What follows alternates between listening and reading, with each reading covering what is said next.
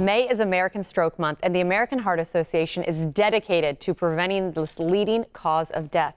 And one way to do that is by diagnosing and treating high blood pressure.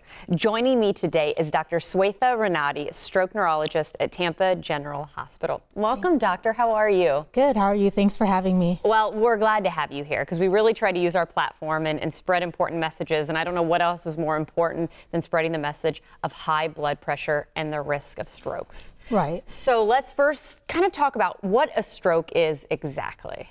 So a stroke is basically a disorder of the brain. So it can be caused by multiple things.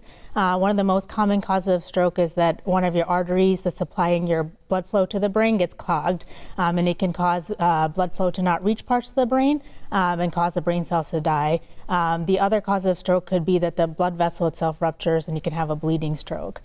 So stroke something not necessarily preventable, however, we can take steps, or would you consider it preventable? Stroke is very preventable. About 80% of strokes are preventable, and that's mainly by managing your risk factors, such as high blood pressure, which is the most common risk factor for having a stroke and one of the most preventable risk factors. And I think there are people out there who are very dedicated to making sure they get their blood pressure tested regularly, and however, there are others out there that might not do so and might not even realize they have high blood pressure. Right. It's very important to check your blood pressure because oftentimes you may not have any symptoms of a high blood pressure until you have a heart attack or a stroke. So it's important to get those blood pressure measurements checked, at least once a year, and hopefully more than that if you do have high blood pressure. Recently, the American Stroke Association put out new guidelines about making the blood pressure guidelines less than 130 over 80. So before it was less than 140 over 90, but now it's less than 130 over 80.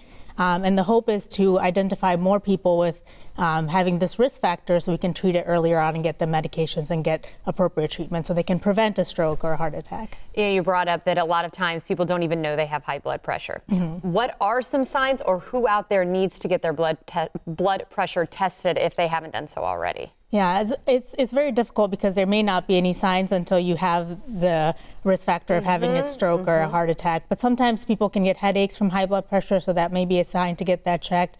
And certainly, if you have had high blood pressure in the past, you have to keep more on it. As we age, we get more risk of having high blood pressure as well. I didn't realize that. So your increase definitely increases with age. Right. But when you get that diagnosis or you find out that you have high blood pressure and you're kind of thinking, oh, stroke and heart attack, and you get scared, there are things that you can do. Right. So it's very preventable. There are things that you can do yourself, such as diet and exercise. So having a healthier diet, low sodium diet, low fat diet will help. And having daily exercise, as you know, we recommend walking at least 30 minutes a day for most days of the week, about 5 days of the week. It's still good to get checked in with a doctor because at some point you may need a little bit of help with medications as well. And doctor, in closing, I want to get your thoughts. What's the one thing that you want people to know out there?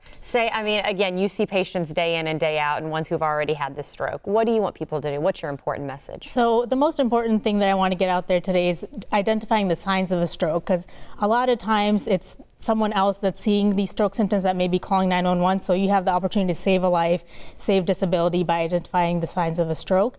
And the acronym that we teach is FAST, so it's easy to remember, F-A-S-D. So F is for facial drooping or facial numbness, so if you see any of that, that's important. A is for arm weakness or arm numbness, so if you see that someone's not able to lift their arm up. S is for speech difficulty, not being able to understand, not being able to speak. And T is mostly to say, time to call 911, get them there as early as possible so we can give them the right treatment. Oh, good stuff. And again, we were sharing with you the website there. I'm sure you've seen it on the bottom of your screen for more information. Doctor, thank you for coming in and talking about this. Yes, it's my pleasure. Something to keep in mind every month, not just this month. Yes.